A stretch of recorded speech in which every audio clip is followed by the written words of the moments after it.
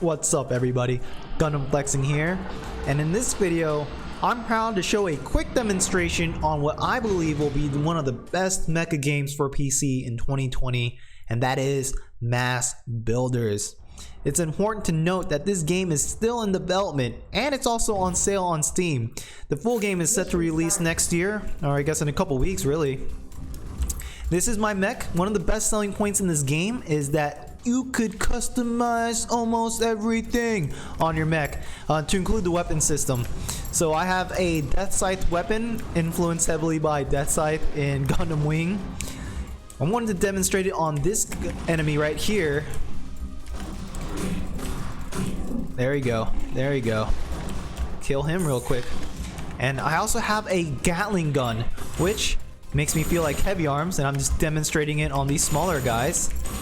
Right there. And the third weapon system is your beam rifle. I have it equipped right now, and I'm going to test it out on him.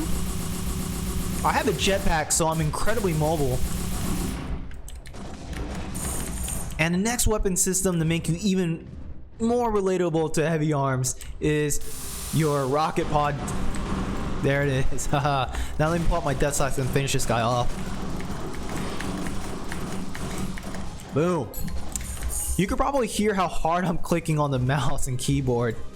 So because I've already poured like 10 hours into this game, figuratively speaking, I'm like level 100 and the enemies I'm fighting against now are like level 5. I'm just going to steamroll these guys. Looking at the left side, you could tell this game is heavily influenced by anime. This is my mech basked in its glory, sick black and red with the Death Scythe. We're going to target, fire all our missiles, finish that one off, pull out my mech, or pull out my beam rifle, spam him to death. The AI does need to be improved, but again, this is in development mode. So if you go on Steam and join the community, you're able to make recommendations to the developers, and they, believe it or not, they actually do respond to you. And one more enemy. Man, my thrusters are phenomenal, and in this game you are so mobile, which is a huge advantage. There you go, run him over. Use my Death Scythe. There, we're going to dodge him and use my Gatling gun, and you're just going to kite this guy all the way around. These guys only do melee damage, and every level has some sort of enemy that specializes in a special attack.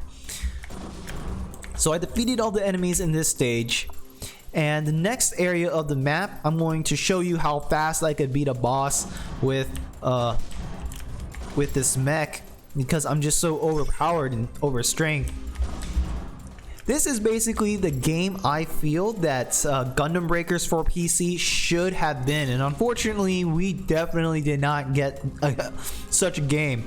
Gundam Breakers for PC was pretty much panned by all their critics, which is unfortunate, but if you're a Gundam fan, I'll tell you now, you will love this game.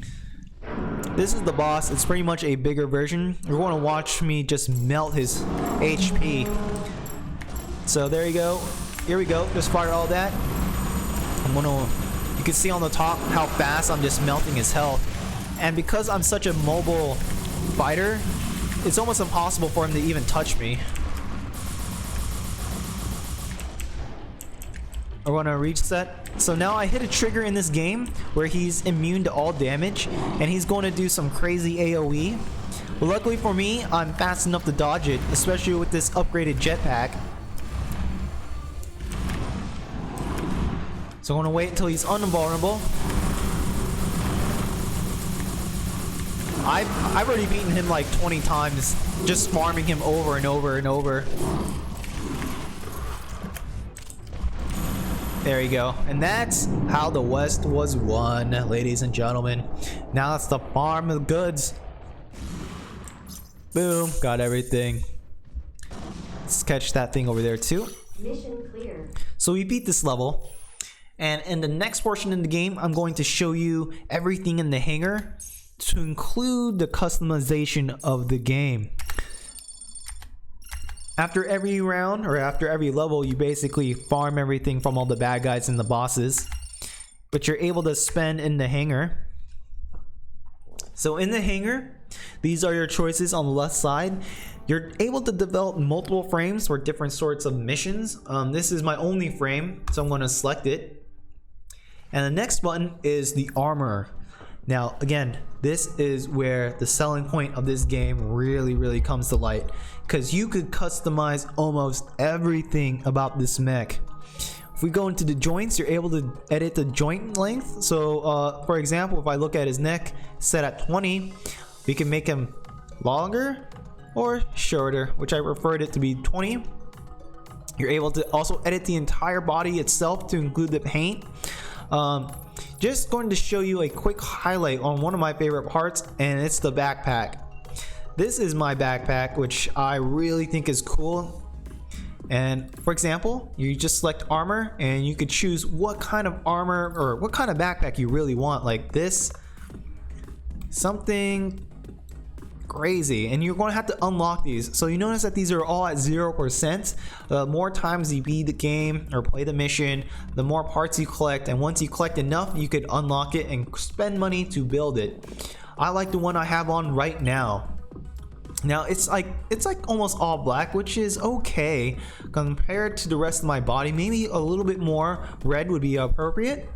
So we go here and we could choose which portions of the jetpack we could paint. So for example, I want to paint this portion. On the highlighted portion, I would just select it, select styles, select red, and boom, there it is. What's cool is you could also edit almost any part of the Gundam or your mech. Feet, legs, arms, thighs, the colors, which portion. You can even edit the decals like on his skirts too. There, that's pretty cool. And that's one of the biggest selling points. You could spend hours in this hangar developing something that you really want to let your imagination flow. If we exit out of that part, we could go to the weapon systems and again do the exact same thing.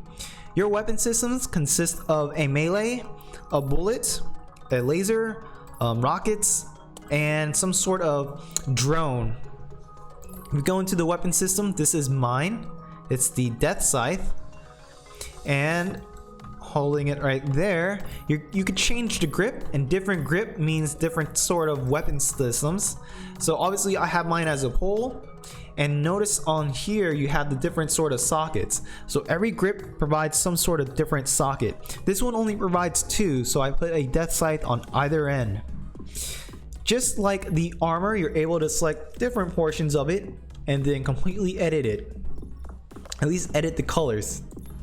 And once the full game comes out, you're also able to change damage property. Unfortunately, I don't have that in the architecture nodes.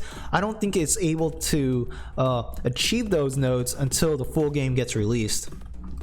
Next is the bullet shooter. This is my Gatling gun, black and red. You could change the barrel, you could change the handle, depending on what you want. So if we change the barrel, it has like different perks. This right here shoots in spread, so it's more like a shotgun. And here's my Gatling. Here is like the single round, single shot, which I really don't like, but I prefer the Gatling gun because it does a ton of DPS. And the same thing for the laser. You could change the barrel and the grip. This is so much like the laser guns, the laser rifle in Gundam. This is my rocket pods, same concept. And this is my drone, same concept. All of these you're able to change. It's pretty cool. And next is the tuning. So the tuning is broken down into 3 categories: engine, operating system, and architecture. And each one of them essentially has different perks. And you purchase the perks, or you change them out here, but you could purchase them over in development. As you can see here, we're going to go up. This is how much perks are available to you. Unfortunately, because this game only has like 6 levels available, you will have to keep farming the same level over and over just to get enough credits, because it does get quite expensive. Like up here is like 19,000-20,000, and if you go on the very top, it's like 100, like 120k. But got the same options for pretty much all 3 categories, like that. If we go back to tuning, you could see that everything like affects some sort of statistics. So here is like your categories. You can sell, like when I highlight different ones, you get red and green to show improvement or to show lack of. But I already chose the best ones for my mech. And then finally, this is one of my favorite parts of the game, is the photography. This is the photography studio. You can pretty much edit your mech. Here is the mech and just standing up. But here, you can put him in a battle pose. Options are at the bottom, like that. And then you're able to twist and turn and take some pretty cool photos. So like an example, I like this. I could just hit enter and I'll snap this picture. I'm also able to turn on the thrusters and turn them off. And these thrusters are pretty cool looking. Graphic wise, this game looks incredible so far. You're also able to change the background like that, and you can also continue to choose more action poses. This game is like 20 bucks, by the way, and I can't wait for the full one to come out, because when it does, I really do think this is going to be one of the best PC mecha games for 2020. But that's all I have to show you all for this video, guys. You notice it also has multiplayer, so once the full game comes out, you want to play, hit me up. Appreciate you all for watching, guys. If you have any questions or comments, please post it down in the section below. As always, thank you for watching. Peace out.